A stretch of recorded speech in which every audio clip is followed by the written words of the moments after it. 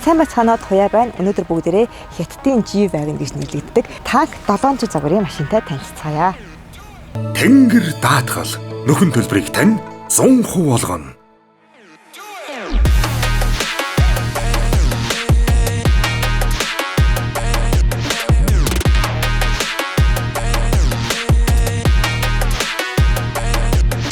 За энэ машины гол онцлог нь hybrid plug-in загварын машин. За hybrid plug-in гэхээр ямар онцлогтой байдаг вэ гэхээр одоо цахилгаан мотор, бензин мотор, батарей гэсэн гурван янзаар ажилладаг. Одоо бүгдээрээ хамрын сөхөж харцгаая. Ямар байдгийг. Таг 700 маань 3 литрийн V6 твин турбо хөдөлгөөртэй 516 морин хүчтэй. Энэ нь Land 300 VX-араас 100 орчим мориор илүү хүчтэй гэсэн үг. Харин Tesla-гийн Model 3-тай ойролцоо хүчин чадалтай. Урагшаа 9 араатай 0-100 км/цагийн хурдыг 5 секундэд авдаг. За моторын хувьд ийм супер машин байна. За ийшээ цөмөрөө яваад за өөрийгөө 5 түвшинд өндөрлөх чадвартай. Түүнээс гадна тэглэгээс дээш 120 м усыг туулах чадвартай. Энэ бол бүр нэлээд одоо энэс илүү туулах чадвартай машин байдгийг би бол мэдэхгүй байна. За бидний сайн мэддэг Defender бол яг газрын түвшнөөс дээш 1 м усыг туулах чадвартай байдаг. За газраас тэглэг хүртэл 28 см, дээрээс нь өөрийгөө 10 см хүртэл өндөрлөх чадвартай. За эндээс ингээд баахан камерууд харагдаж 1 2 3 гэл ингээд харагдаж байна. Эргэн тойрондоо 8 камертай өөрийгөө одоо 360 харахаас гадна дээрээсээ доороосоо давхар бичлэг хийгээд явждаг. Ингээд 540 градусаар машиныг дотроос нь харах бүрэн боломжтой гэсэн үг ээ.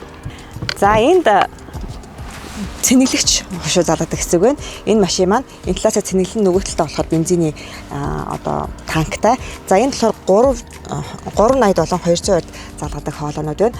380 залгасан тохиолдолд ерөөсөө 40 минутын дотор бүрэн цэнгээ аавна. Харин 200 орд залгах юм бол 6 цагийн дотор бүтэн цэнгээ аавна. Бүтэн цэнгээрээ 100 км явах хүчин чадалтай. Нөгөө талын цэнгээрээ харцгаая. Энд бензиний танк нь 85 литрийн багтаамжтай. За нэг удаа ингээд бензин хийгээд бүтэн цэнэглэлсэн бахад 1000 км явах чадaltaй. Энэ юу гэхээр хотод нэг цэнэглэж аваад шууд хөвсгөл орох бүрэн хүчин чадaltaй гэсэн үг. За багажийг онгойлгож үзье, яг G класстай адилхан онгоод юм байна. За багтаамж бол сайтай. За энэ доор нэг онцлог зүйл юу байна вэ гэхээр яг энэний доор нөгөө гурвалсан литиум батарей байгаа. Тэгэхээр ийм дээр байрлаж байгаа учраас нөгөө 1.2 метрийн ус туулах чадвартай гэдэг байгаа нь ийм учиртай байгаа. Ихэнх цахилгаан машинд чинь бүр доовор газраараа байдаг шээ. Тэгэхэд энэ бол гурвалсан батарей бүр ийм дээр байрлаж ирсэн байна.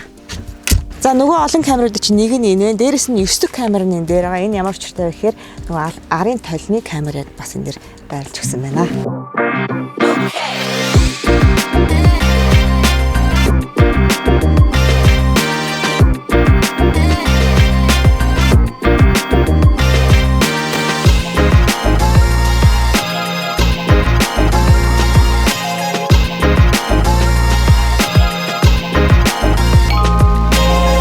Арын судал. За орж ирээд суунгууд ерөнхийдөө таац нь бол яг G класстай адилхан. G класс ер нь бол уртлын хэсэг намхан хоошоо ингээд өндөрсөө явцдаг.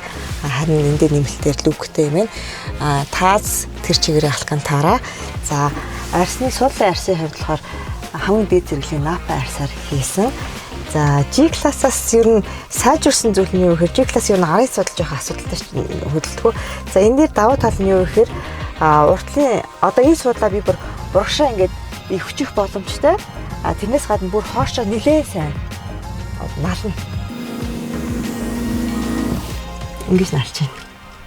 За түүнээс гадна уртлын суудлаас эндээс удирдах боломжтой. За зайны хувьд энэ суудлаа одоо хамгийн аргашаа тулсан байдлаар тохируулсан байна. Гэтэл миний өвдөг болон уртлын суудлын хоорондох зай одоо ийм их хангалттай зайтай байна. Ер нь зай нэлээд сайтай юм байна.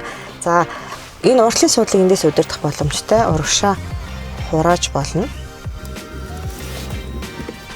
За мөн ингээд бүр урагшлуулж боломжтой.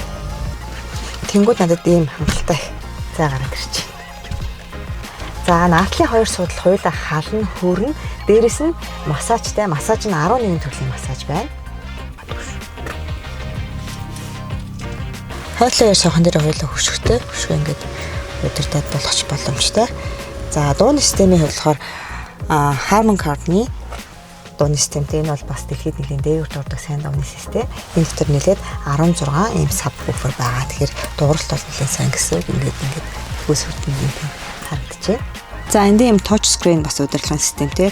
Агаарын температураа, суудлын халуун үтний тохируулж болно. За энд 2 цэнэглэгч байна. C-type болон USB оролцоотой. За машина онгоолгохоор G-class-ыг бас сайжруулсан хэд хэдэн хувилбарууд байна. Сайн энэ гişүүрийг харсан байх. Range Rover дээр автоматар энэ гişүүр гарч ирдэг. Дээрэс нь энд ийм бариул хийж өгсөн маань орж одоо суухад илүү эвтэйхэн энэ бол бас G-class дээр байдгүй шүү дээ. За энд харагдчихаг жижиг камер бол жолоочийн ядаргааг мэдрэх тусгай камер. Жолооч эвшээх юм уу баг зэрэг зөөрмөлөхөд air condition шууд хүүтнэр үлээгээд өрүүл мөрүүл ингэж чичээд жолооч сэргээдэг тийм ухаалаг системтэй. За энэ хаалхан дээр байгаа яг зөвхөн цонхроо үлээдэг одоо энэ үлээлт бол Монголд хүүтэн нөхцөлд бол маш таалагдж байна надад. Яг зөвхөн цонхроогоо үлээгээд энэ хэсгийг цанг хурдан хугацаанд арилгах боломжтой. За энэ тэр тэмдэг бол мэдээж сохор бүсийн мэдрэгчтэй хажуугаар машин явангууд энд гэрэл асаж мэдэгддэг. Машина одоо ямар зам дээр явахаас шалтгаалуулаад тохиргоо яжиж болно. Гэхдээ энэ тохироонууд нүүрээ автоматар хэрэглэдэг. За жишээлбэл одоо бид нар шулуун зам дээр явж байгаа бол машины өндөрлөгөө болон тэглэгийн төвчнүүд өөрөө автоматар тохирогдно гэсэн үг. За гадруугаа солиод за бид нар одоо л спорт дээр явхад бас дахиад арай өөрчлөгдөж байна. Цасан дээр явлаа гэхэд ингээд машины өндөр нь өөрчлөгдөөд тэнхлэг төвчнүүд нь бас өөрчлөгдөнө. За энэ дээр шаварта зам дээр явхад ингэж өөрчлөгдөж байна. Энэ үндсэн тэнхлэг төвчж байгаа. За энэ дээр болохоор эстэй зам дээр явхад бас ингээд автомат тохиргоонууд хийж байна. Тэрнээс гадна энэ дээр нөгөө бид нар далайн түвшнөөс 1460 метрийн өндөрт байгааг харуулж байна. Агарын даралт 845 паскал байгааг харуулж байна. Нэмэлтийн мэдээлэлүүд бас өгдөг юм байна. За ус туулах тохиолдолд усны мэдрэгчтэй өөрөө усныхаа гүнзгийг автоматар мэдрээ явуулдаг. Яг хэдэн метрийн гүнзгий ус туулж нэгдэг. Энэ арааны хувьд энэ Swarovski шигтгээтэй араатай. За энд хоёр утас тавих боломжтой wireless charger байна. Энд дээр нэг C-type оролттой. Дахиад энд USB залгуур байгаа. За энэ голын хэсэг бол нэлээд өргөн том харагдаж байгаа. За эндээ бас нэлээд юм том аюутай хадгалах савтай байна. За түрүү харуулжсэн арын толны хэсэг бол арийнхаа хэсэг бол камераар харцдаг. За машина асааж үзье. Машина асаахад асаах товч энд байхаас гадна давхар дахиад эндээ асаах товчтой. Одоо энэ цагаа доош ингээд смарт цагтай адилхан ингээд удаан дараад асаах юм унтраа.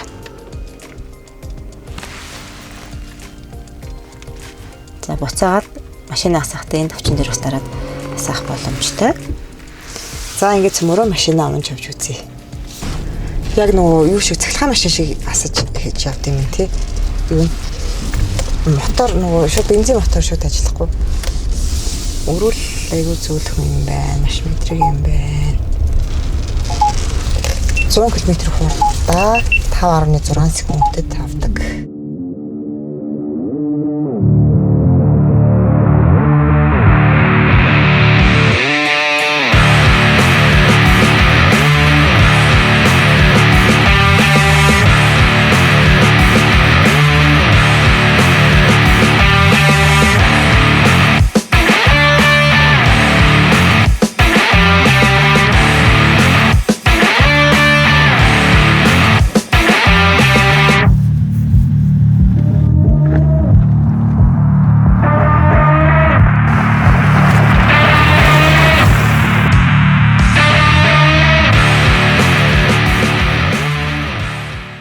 Тэнгэр даатгал нөхөн төлбөрийг тань 100% олгоно.